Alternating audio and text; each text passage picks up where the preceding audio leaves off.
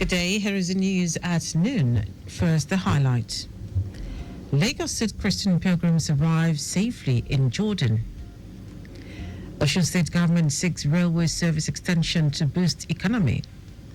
On the foreign scene, Balkan snowstorm leaves over 200,000 homes without power supply in Bosnia and Herzegovina. And in sport, Turkish giant Besiktas expresses interest in Nigerian striker Paul Onuachu. Now the details. I am Dele Agadumo. The Lagos State pilgrims, accompanied by officials from the Lagos State Christian Pilgrims Welfare Board and the Nigerian Christian Pilgrim Commission (NCPC), have arrived safely in Amman, Jordan's capital city. The pilgrims, led by the NCPC Executive Secretary Stephen Adegbite, departed from Murtala Mohammed International Airport on Sunday, December 22. The board secretary of the Lagos State Christian Pilgrims Welfare Board, Yetunde Gbafe, shared her excitement about the successful trip despite initial obstacles. She advised the pilgrims to conduct themselves with decorum and to pray for Nigeria, Israel, and the Middle East. The pilgrims will spend 3 days in Jordan before proceeding to Israel and returning to Jordan to depart for Nigeria on January 1, 2025.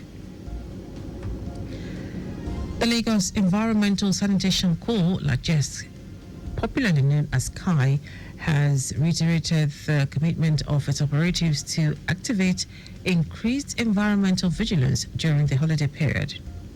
Corps Marshal of the agency, Olani Cole, gave the assurance, saying the Christmas holidays are a time to reflect on the life of Jesus Christ, make merry and enjoy with family and friends, but it is also a time to tow the path of cleanliness by disposing of refuse appropriately and imbibe the habit of environmental consciousness beyond the holidays. Cole enjoined Lagosians to reflect on existing environmental choices which pose a negative impact on the environment, citing the importance of strict adherence to environmental laws of the state. He highlighted the dangers of activities like street trading, hawking, erection of illegal structures on setbacks, lay-bys, medians, verges, curbs and gutter slabs, among other environmental infractions that remain harmful to Lagos environs. In a decisive move to address the growing challenges of unregulated groundwater abstraction, the Lagos State Water Regulatory Commission, LASWACO, has announced stricter enforcement of compliance with the Environmental Management Protection Law 2017.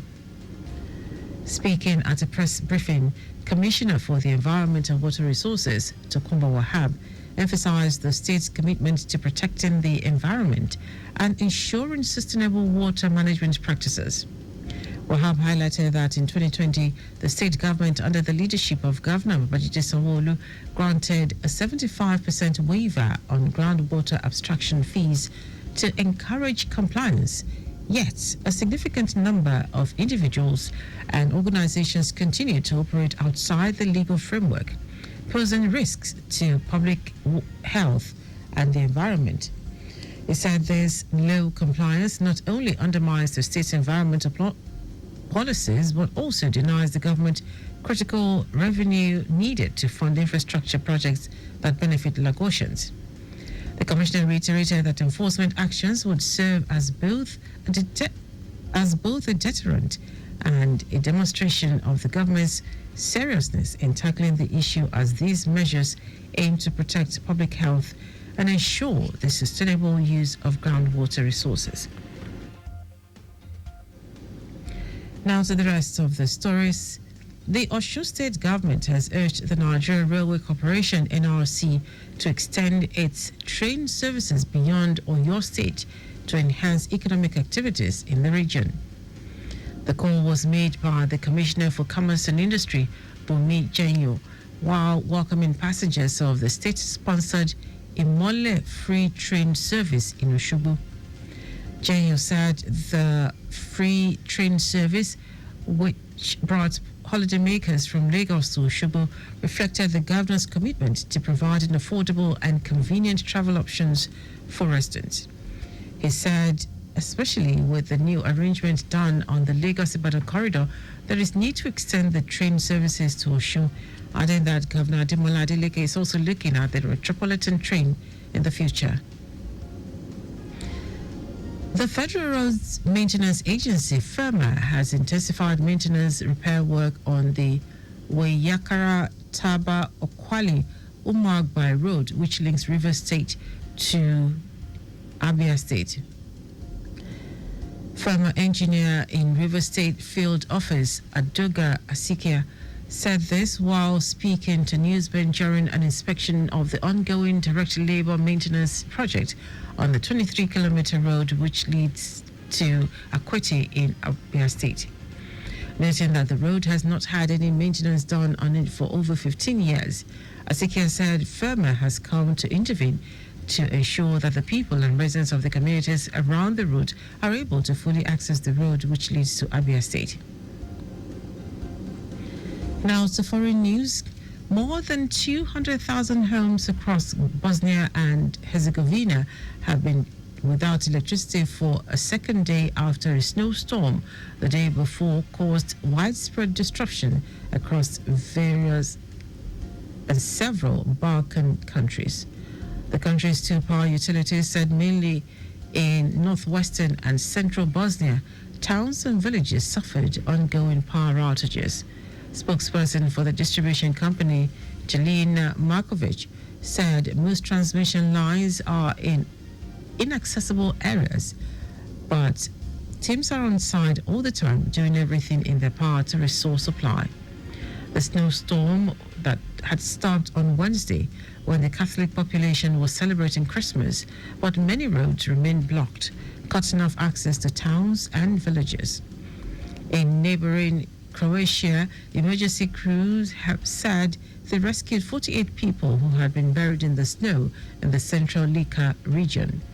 In Slovenia, authorities said strong winds and snow made it impossible for a rescue helicopter to reach a Hungarian hiker who had been stranded in the Alps since Sunday. In our sport, Turkish giant Besiktas has expressed its interest in Southampton's Nigerian striker, Paul Onachu. Onachu joined Southampton from KRC Genk at the start of 2023 after he scored 85 goals and provided 10 assists in 134 games for the Belgian side. Things, unfortunately, have not gone according to plan for Onachu at struggling Southampton because in his first 6 months at the Saints, he only played 405 minutes of game time but failed to score. Besiktas has now entered the race to sign the 30-year-old forward as one of the club's presidential candidates. Sadal Adar has contacted Southampton officials in an attempt to tempt Onachu with a return to Turkey. It is believed that Onachu is open to the move as he has already acclimatized himself to the nature of the Turkish league after his loan spell with Trabzonspor. And that ends the news at noon. Just before we go, your vehicle is not a strong room. Always keep your valuables off the view of miscreants. You can follow us and like all our various social media platforms. X at Traffic Radio 961, Facebook Lagos Traffic Radio 96.1 FM, Instagram Lagos Traffic Radio 961. Subscribe and watch the news and programs live on YouTube at Traffic Radio 961. You can also visit our website at www.trafficradio961.ng. Did you know that under the Sanwo-Olu administration, 18,000 teachers were trained under Eco Excel? You can get more details on the Lagos State Government website. To end the news with the highlights of the major stories. The Lagos State Pilgrims, accompanied by officials from the Lagos State Christian Pilgrims Welfare Board and the Nigerian Christian Pilgrim Commission, NCPC, have arrived safely in Amman, Jordan's capital city. The Osun State government has urged the Nigerian Railway Corporation, NRC, to extend its train services beyond Oyo State to enhance economic activities in the region. We also told you that more than 200,000 homes across Bosnia and Herzegovina have been without electricity for a second day after a snowstorm the day before caused widespread disruptions across several Balkan countries. And in sport, Turkish giant Besiktas has expressed its interest in Southampton's Nigerian striker Paul Onuachu. For contact with the newsroom, send a message to info@trafficradio961.ng. That ends news broadcast compiled by Adiwali Oluboroku. I am Dele Agadumo. Good afternoon. Thank you for listening.